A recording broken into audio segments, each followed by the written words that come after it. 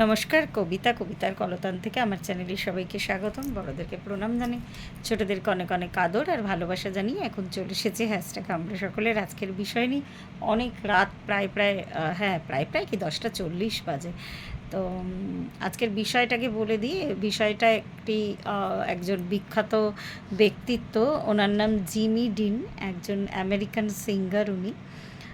তো ওনার উক্তিটা হচ্ছে যে আমি বাতাসের দিক পরিবর্তন করতে পারি না, কিন্তু গন্তব্যে পৌঁছানোর জন্য পালে সামঞ্জস্য রাখতে পারি।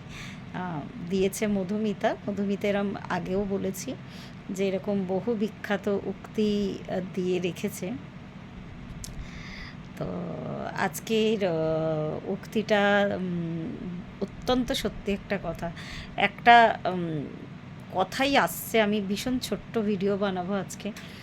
কথাটা হচ্ছে যে আমি আমার সিচুয়েশন, আমার আশেপাশে যা ঘটছে, আমি কিন্তু তাকে চেঞ্জ করতে পারবো না। তো যেটা চেঞ্জ করতে পারবো একমাত্র নিজের অবস্থান মানে মানসিক অবস্থানের কথা আমি বলছি। একদম মেন্টাল স্টেট যদি হাই থাকে না, তাহলে আমার মনে হয় না যে কেউ কিছু করতে পারে বা কারোর কিছু করার মতন, বা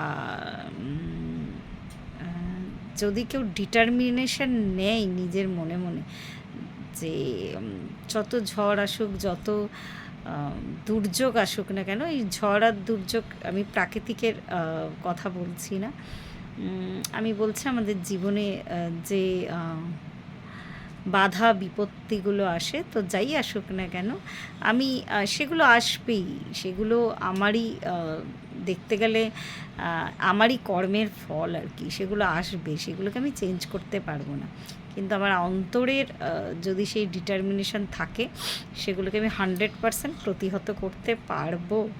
এই প্রতিহত করার জন্য একদিনে কিন্তু হয় না, আস্তে আস্তে আস্তে আস্তে করে, এই যে পালের সামঞ্জস্য, তো পাল কিন্তু কোন দিকে আর কি দিক রেখে চললে আমার নৌকা ডুববে না, তো সেটা কিন্তু সবার আগে বুঝতে হবে। আর সেটা একটা জীবন যুদ্ধের খেলা খেলতে খেলতে না, আমার মনে হয় আমাদের মধ্যে অনেকেই বুঝে গেছি। আমরা কিন্তু মানে আমি আমার নিজের কথা বলবো, জীবনের সাথে লড়াই করতে করতে বা জীবন যুদ্ধের খেলা খেলতে খেলতে আমি কিন্তু বুঝতে পারি যে কোন দিক থেকে দমকা হাওয়া আসতে পারে, আর কোন দিকে আমার নৌকাটাকে বয়ে নিয়ে গেলে আমার নৌকা কিন্তু ডুববে না, বেঁচে যাবে।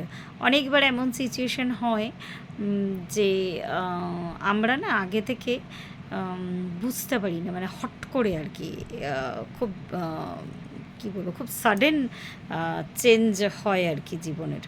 তো আজকে আমি এক বন্ধুর সাথে আলোচনা করছিলাম, আমার জীবনে বহু ফেজ, মানে কয়েকটা বছর এরমভাবে ফেজ পরিবর্তন হয়েছে, আর আমি নিজেকেও তার সাথে সাথে পরিবর্তন করেছি, দুটোই সত্যি। যেমন আমার আউটার সারফেসের পরিবর্তন হয়েছে, তেমনি আমি একদম ভেতর থেকেও নিজেকে চেঞ্জ করেছি।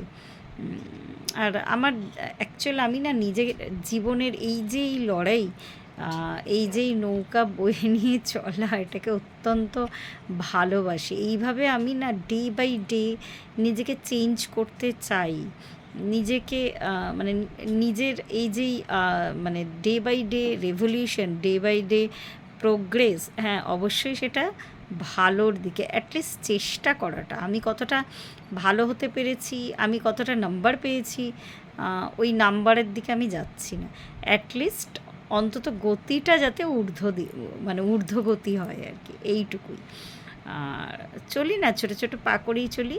আগে মনে হতো না, আমার কাছে একটা পর্যায়ে এসে মনে হয়েছিল 4-5 বছর আগে, যে আস্তে আস্তে সত্যিই তো হাত থেকে টাইম বেরিয়ে যাচ্ছে, বয়স বেড়ে যাচ্ছে, কিন্তু এখন আমার যেন কোথাও যেন গিয়ে মনে হয় যে না, সময় আছে আমার। সত্যি আমি জানি না কজন বিশ্বাস করবেন, এই যে এই স্ট্রাগলটাকে না আমি ভালোবাসি, এই স্ট্রাগলটা আছে বলেই হয়তো আমি আমার জীবন দর্শনটা অ্যাটলিস্ট আর কি আমার পাল্টেছে। আর ওই যে বললাম, প্রতিনিয়ত আমি নিজেকে ট্রান্সফর্ম করি একদম। যবে থেকে আরও বেশি রিয়েলাইজেশন করেছি, তবে থেকে আরও বেশি নিজেকে ট্রান্সফর্ম করতে শিখেছি। মেনলি অনেকখানি একটা ভাস্ট চেঞ্জ এসছে আমার মধ্যে 2020 থেকে।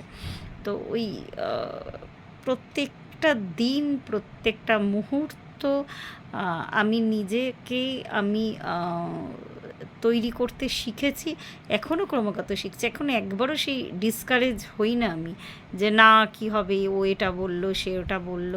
আমি জানি যে যেরকমই সিচুয়েশান থাক না কেন, আমার অন্তরের ওই যে পালটাকে যদি ব্যালেন্স করে রেখে চলতে পারি, সেটা জীবন যুদ্ধে লড়তে লড়তে সবাই শিখে যায় আমার মনে হয়। কিন্তু যেটা হয় আর কি, সবাই এই শেখাটাকে নিয়েও আর কি, মানে ওই তাদের মনের মধ্যে একটা আর কি কষ্ট থাকে বা বিগ্রাজ থাকে, এত কষ্ট করলাম, কিছুই তো হলো না, কিছুই তো পেলাম না, ওই চলছি, চলতে তো হবেই, আমি থেমে থাকতে পারবো না, আমাকে মানে চলাটাই ধর্ম, মানব ধর্ম, সে পায়ে হেঁটে চলি আর জীবনের বয়স বাড়ুক। কিন্তু তাহলে আমার যেটা মনে হয়, এই চলাটাকে না আমি একদম মানে নিজের মধ্যে নিয়ে নিয়েছি। আমি এই চলাটাকে আমি মানে সবসময় যাতে সেটা যাতে ঊর্ধ্বগতিতে চলা হয়, আর নিজেকে ডে বাই ডে ট্রান্সফর্ম করা, আর নিজের জীবন নিয়ে আমি অ্যাটলিস্ট বহু পরীক্ষা নিরীক্ষা করেছি। ইভেন এমন এক একটা পরিস্থিতি এসেছে, আমি কিছুতেই প্রশ্নের উত্তর, এখনও যে আমি সব প্রশ্নের উত্তর খুঁজে পেয়েছি তাই নয়, আমি নিজের জীবনটাকে নিয়ে প্রতিনিয়ত সাধনা করি, প্রতিনিয়ত চর্চা করি। তো সুতরাং আমার মানে প্রত্যেকটা ছোটোখাটো বিষয়ে কিন্তু আমি ভাবি বা ভেবে আমি কষ্ট পাই না। আমি মনে করি যে এইগুলো আসছে, এগুলো আমার সামনে ঈশ্বর কিছু আর কি সামনে আমাকে এনে ফেলছে যে কোনো সিচুয়েশানকে, বা আমাকে নিয়ে যাচ্ছে সেই সিচুয়েশানের কাছে। ইভেন এমন হয়েছে বারংবার বারংবার একই রিপিটেটিভ সাইকেল আর কি আমার সামনে আসছে। তো কেন আসছে? তো এটা নিজেকে প্রশ্ন করে, এটা থেকে আমার কি শেখার আছে, বা আমার ট্রান্সফরমেশনের জন্য এটা কতটা জরুরি। তো এইভাবেই আমি কিন্তু রাস্তা চলি, এইভাবেই আমি পথ চলি। তো জীবন যুদ্ধে সবাই লড়াই করছে, আমিও লড়াই করছি, কিন্তু তাই বলে এই নয় যে আমার চলার গতিটা নিয়ে বা আমি যেইভাবে রাস্তাটা চলছে আমার মনে কোনো বিগ্রাজ নেই আর কি।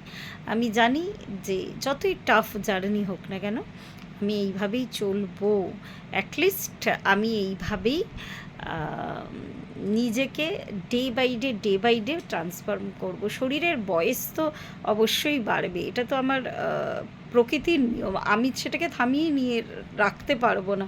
কিন্তু ওই ট্রান্সফরমেশন হলে না, তবে কি হয়, অ্যাকচুয়াল শরীরের বয়স তখন আর কোনো ম্যাটার করে না, সে আমার বয়স যাই হোক না কেন, এটা আমার মনে হয়। তো এইভাবে চলি না কোনো, তো মানে একদম মানে প্রতিটা মুহূর্তে না আমার জন্য যেন মনে হয় মণিমাণিক্য ছড়িয়ে আছে, সেগুলো কোড়াতে কোড়াতে আমি চলেছি। আমি জানি না এই কথাগুলোকে লোকে পাগলামি ভাবে কিনা, কিন্তু আমার মানে আমার জীবন দর্শনই এটা, আমি এইভাবেই চলি। এত মানে আশেপাশের সিচুয়েশনে এত ঝড় তুফান, তো আমার ঈশ্বরের কৃপা, যাতে ঈশ্বরের উপরে আমার বিশ্বাস বা সেই পরম সত্তার উপরে আমার বিশ্বাস আছে আর কি।